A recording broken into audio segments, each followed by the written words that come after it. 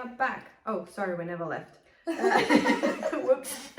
So after they dropped the curtain and I got to see my daughter, they had to take her away to get a cannula put in because we had to be on the antibiotics for 3 days. So my husband went, and I remember they had to get me from the operating table onto a bed to wheel me.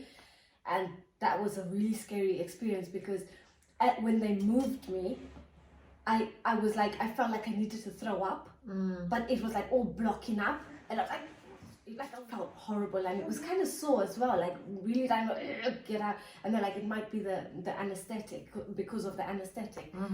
So anyway, they wheeled me. They didn't take me back to the room I was in where we had kind of left our stuff, and they took me to another room, and I kept saying like, how is my husband going to know where to find me? You know, because he had gone, and they let him wheel Zara back by himself.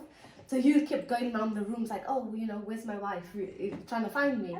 And I kept saying, I think an hour had passed, or it was just under an hour, and I kept saying, you know, where's my husband? You know, where's my child? Is he going to be able to find me? Anyway, he came after an hour, and I was quite aware that within that hour, that's your time to kind of latch on for the feeding. You know, in that first hour of giving birth, that's when you need to get your child to latch on to feed, to kind of stimulate the colostrum and, you know, get the milk stuff flowing.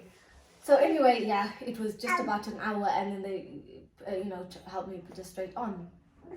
And that would be another topic, breastfeeding, because I think that's another big thing. Yeah. But so that was the experience. We had to stay in the hospital for 3 days while we were on antibiotics. The whole experience throughout, you know, of actually meeting her, it was like, once I saw it, it was so surreal. Like, it was like that whole journey, and now this baby was here. We were so overjoyed. I was just over the moon. I actually saw a shift in personality with my husband. So whereas he's so calm, I've known him to be so calm, so, you know, collected, nothing phases him. I've never seen him get angry or raise his voice or, you know, any of that. And because I had changed babies' nappies before, you know, I knew how to look after them and kind of what was required to an extent. Yeah.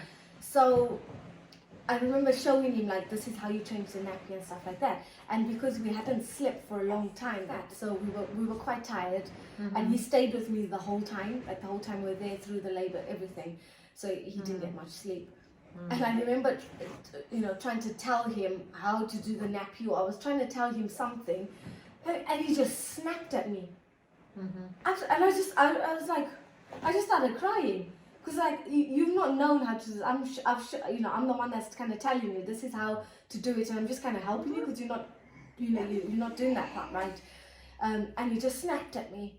And then I remember the nurse coming in, and I'm like trying to hold my tears back, and I'm trying to be all collected, like I'm not upset or anything, and I'm holding her now. But yeah, that was like the first time he actually snapped from like being sleep deprived. So it was and a I hard think the worry experience as for him. well, because that was the first time I actually saw him cry when I was on that operating table, because we had gone through this whole journey of not knowing, and the doctors keep coming in and out of the room and stuff like that. When they actually showed, he's turned the TV on, when they actually showed us Zara and she was okay, I was there crying, and I remember seeing him crying, and I just looked up at him and smiled, but I was still kind of out of it a little bit. And what I didn't know, before that, we handled it a little bit, so he had to leave the room because I think he was going to faint, and he got a drink of water, and when he came back, he saw me kind of cut open a little bit, so he was quite affected by that. Which I didn't know. I didn't even remember him leaving my side. When I had the first one, they said that because I was starting off having a natural one, and they kind of had to get out because she was quite engaged, they actually said that she wasn't actually going to fit through, because I was so narrow that we were going to have trouble if I went the natural way. So now, when it came to the birth with my son, I was like, I'm not going to let him. I was considerably bigger with him, and I thought if I couldn't conceive naturally, if I couldn't give birth naturally with my daughter, there's no chance, you know, him being bigger, that I'm going to do it that way. So I did elect for a C-section, because I was just scared that, you know, if I was quite narrow and, you know, he was going to get jammed, I thought that might have been more of a risk. So I would have thought that if you choose a C-section, then it's kind of easy in a way because you'll be able to stay awake. It's not an emergency one, right? So it was supposed to be a different experience. It was completely. It was a different experience. Because the other one, they wheeled me into it and all the rest of it. Now with my son, I actually walked to the room. It was very different. It was a different hospital as well. Yeah. I walked in. The baby's confirming the story. It's true. Yeah. So I actually walked there, and this was actually quite. It was more scary, the actual part of getting the injection. So I didn't get the epidural where they left the thing inside. It was just the needle into the spine. And in doing that, I walked there. It's all very clean and sterile. And doing their thing. Yeah. Sack. And now they were trying to tell me the position that I had to be in. You had to arch your shoulders, put your back out, but not be too tense. Like, it was just a lot going on. And I remember they went to prick the first time and I moved. Oh, that was really scary because I was thinking I'm going to get paralyzed right now. So they were telling me all this. And what the thing is, right, they spray this absolutely freezing spray on your back and they expect you not to shiver. Like, because now they sprayed it and I was like, oh, like, do you know when your insides are like shaky? And I was thinking, how on earth am I meant to stay still when I feel so trembly inside? So anyway, now they go to do it. And I remember the needle kind of just touched my back and I jolted her. No, don't move. I was like, breathing, and I was squeezing the nurse's hand, and she passed my hand to Dean because I was squeezing so hard.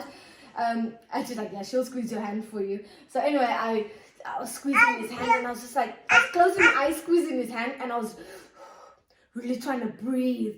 And I was so tense. I was so tense, and trying to get the position. And it felt like I was doing what they were telling me, but I was getting something wrong. Maybe you're too tense or something. But I was trying to be tense to not move when they injected in there. So anyway, they did it. I think they did end up injecting me. I think they had to inject me again maybe 3-4 times or something, I think, to numb it or whatever they did. I went in, they were monitoring me on the Sunday, and they're like, are you sure you want to have this C-section? You can still have an epidural.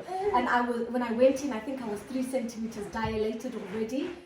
And I was 39 weeks. Like I wasn't even, I didn't even get to like the 40 weeks like with Zara. I was like 41 weeks.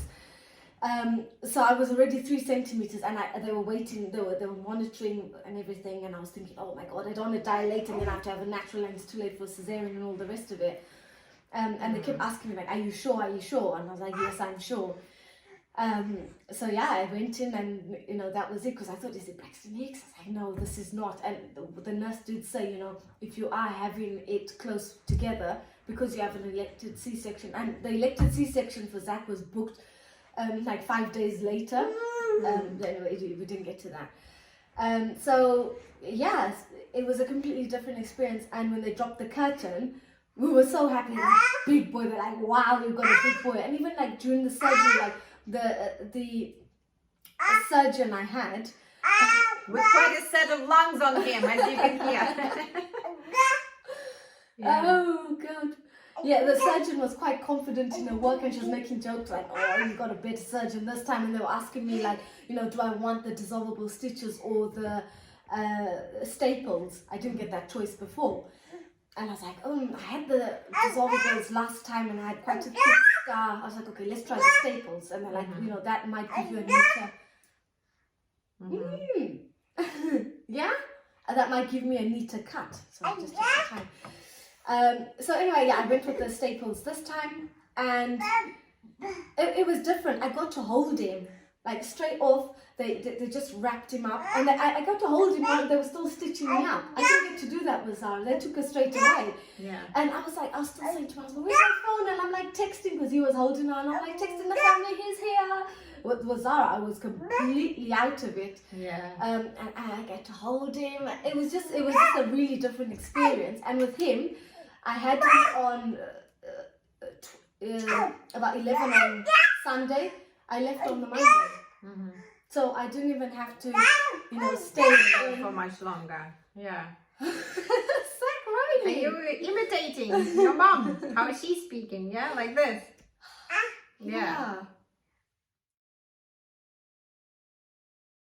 he was breached, and this is, I did tell in one of the previous episodes how the doctors have really scared me. I was really trying to look at natural options, and it's not that I was insisting on giving birth naturally even when the baby was breached, but I wanted to explore it. I was like, well, women were doing it before, so how did it work? And apparently there is a famous midwife in Scotland somewhere who is completely specializes in it, and she is really truly amazing, and all these stories started coming out, and I was really interested. But I was scared because they've terrified me. They told me that I was an irresponsible mother, and that if I was to even consider it, how dare I even consider it, I would be putting my baby at risk, I would be putting myself at risk. I mean, they just really, I went into hysterics. It wasn't even a conversation. I mean, it felt like an attack.